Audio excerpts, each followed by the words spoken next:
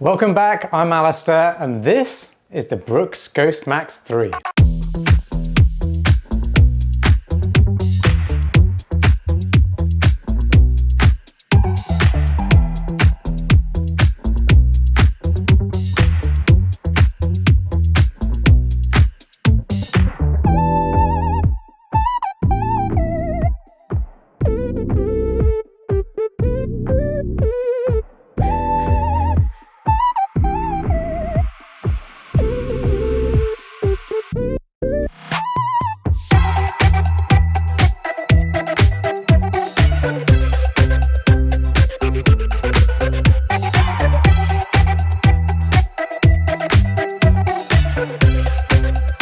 First off, if you're new to the channel, welcome. I'm Alastair, and what you're going to find on this channel is more running shoe reviews just like this. I also review running gear like watches, hydration packs, accessories, apparel, all that kind of stuff. And I also do roundups, which is where I rank the best running shoes at any given time. The Brooks Ghost Max 3 is one of those highly cushioned or max cushioned daily trainers, which when you slip your foot into it, just makes you go, ah, I'm home. Yeah, it's totally cloud-like. It's like having a pillow on your foot. This has been the same for the Ghost Max 1 and 2. I have to say I preferred version 1 over 2, and I think I prefer the version 3 over all of them. A daily trainer like this is going to be best for recovery runs, long, slow jogs, and even walking or standing around all day. This shoe is actually very stable, highly cushioned, lots of support in there as well, incredibly comfortable, and it's breathable. And that's what makes it such a special shoe for those kinds of use cases. Okay, as always, let's start with the key specifications. The Ghost Max 3 costs $150. Now, it's not out yet as of making this video, but it will be released on the 1st of August 2025. That's when you can pick up a pair. They weigh 10.8 ounces or 306 grams. That's for a size US men's 9, my pair. That is actually a little bit heavier than the previous version. I'll let you know what that means for you on the run in just a moment. They have a 6mm drop from heel to toe. That's 39 millimeters of stack height under the heel and 33 millimeters under the forefoot. The upper is featuring an updated mesh design, and it's actually more breathable than the previous version. I prefer it overall. It's just a little bit more stretchy, softer, and more plush to slip your foot into. Lacing system is still very good, works really well. The midsole is using DNA Loft V3 foam, which is really, really nice. It's very well balanced, so it's very cushioned and protective, so you do get a nice amount of shock absorption as you land, but then it's actually quite responsive, so you do get a nice bit of pop when you take off from your stride. I absolutely love the balance of this one. Feels really good, and it just makes you want to keep running or keep walking. It's that good. The midsole also has these kind of walls that extend from the midsole, and it's actually on both sides, but what that does is actually cradle your foot and give you more support and stability on the run. The outsole has plenty of rubber compound. It's not complete coverage on there, but it is extruded far enough away from the exposed foam areas where you do get really good durability. It doesn't wear down onto the foam, and the width of the platform, the width of the footprint of this shoe is crazy wide. It's another reason this shoe is very stable and very easy to run on, is the fact it's got that width there. And a couple of extra features are, one, it's got glide roll rocker geometry, which means it's kind of got that rocking shape. All that does is allow for a much smoother stride from heel landing to toe takeoff. There are also two little loops on the tongue now. That's actually really cool design. I like the way Brooks have added that, because what that means is it stops the tongue from slipping from side to side, because it is a narrow tongue. When it comes to sizing and fit, the Brooks Ghost Max does fit true to size in length, and I'd say it's got a medium to wide fit. But it's not just a width, it is actually very voluminous. So there's a lot of volume in there in terms of space going up and to the sides, not just width. So if you've got high volume feet, you're really going to get along with these really well. If you've got very narrow feet, you might feel like these are a little bit too big or swimmy for you. There might be a little bit too much movement in there. And if you do have very narrow feet and you just want to go for it, then I recommend doing the racer's loop heel lock method. That will kind of tighten up this heel area around your heel and give you a much better heel lock overall. It will just lock your foot within the shoe much better. If you're enjoying this review so far, please give the video a like. Make sure you tap it, activate that like button, that's very important. And comment on this video. I really appreciate it when you guys do that. It's really nice getting to know a lot of you better. As this channel grows, I am starting to meet more and more of you, and it's a real delight. You guys know your stuff when it comes to running shoes, and it's really cool to know how wide the audience spans. You guys seem to be living all around the world, which is awesome. I love the fact I'm reaching so many different types of people and different types of runners. So if you've got something to say about the Brooks Ghost lineup, the Ghost Max lineup, drop it in the comments. I want to know your thoughts on these shoes. If you tried the new version, let me know about that too. If you haven't run in this one yet, maybe you've got a question on it that I haven't covered in this review, drop that in the comments too. And if none of those apply, you just want to say hi, introduce yourself, let me know where you're from, what kind of running you like to do, then drop that in the comments too. I reply to every comment out there, so your efforts won't be wasted, I promise. And of course, subscribe to my channel for more running shoe reviews just like this one. I always keep things genuine, honest, and as insightful as possible to help you decide whether or not the shoe I'm currently reviewing is going to be best for you and your needs. But if you've still got a question, drop it in the comments. You've made it to my performance review.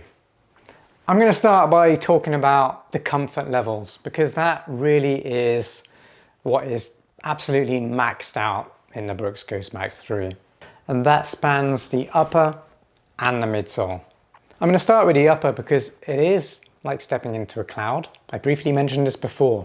It's as if you've got a pillow on your foot. And while that might be a bit of a weird thing to envisage or imagine, it is quite an experience when you run in them. I've always loved the Brooks Ghost Max range because it brings something different to the table. Just pure comfort. And I guess the closest running shoe to this one right now is probably the Brooks Glycerin Max. Yes, it's another Brooks shoe.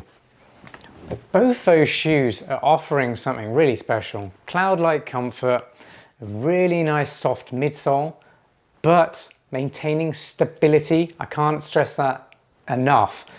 So many plush running shoes with high stacks out there right now are super soft, very shock absorbing, super comfortable to run long distances, but they lack stability. So if you're a heavier runner or you overpronate or supinate, you're just gonna feel like you're running on a sponge. You're gonna lose all stability.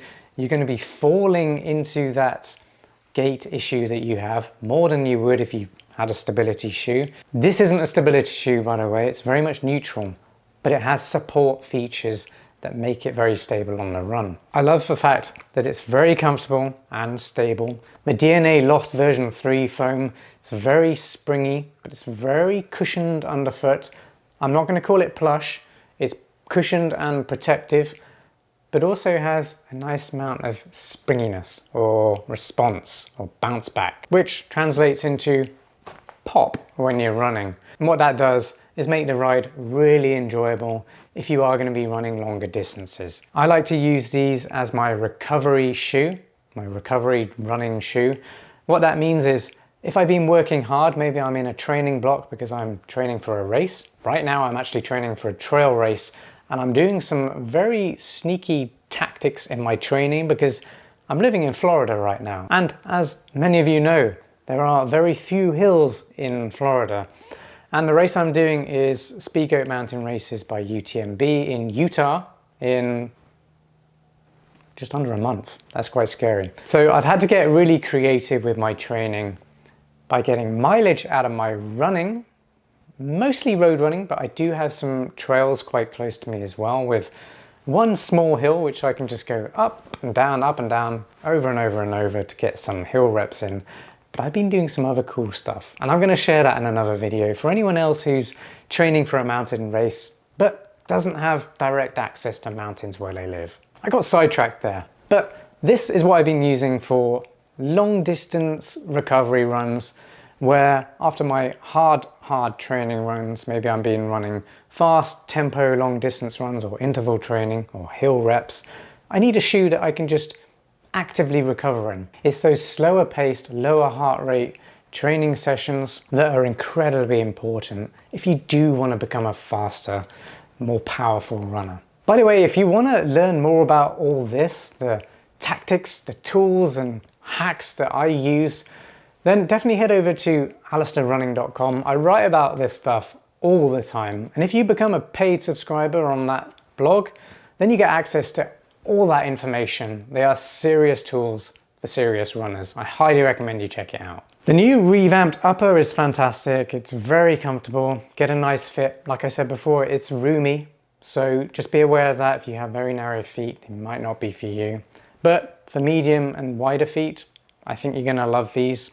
I like the 2 loops on the tongue, holds the tongue in place, and that's really important. It's not gusseted, so it would slip without those 2 loops. Now, I'm not sure about this tongue design. They've been using it quite a bit now, Brooks, on the traditional or the standard Ghost version and the previous version of this shoe. It doesn't quite wrap around your foot. This inside collar does rise high towards where it meets the tongue. And because the tongue doesn't wrap around quite as well, that leaves a gap here.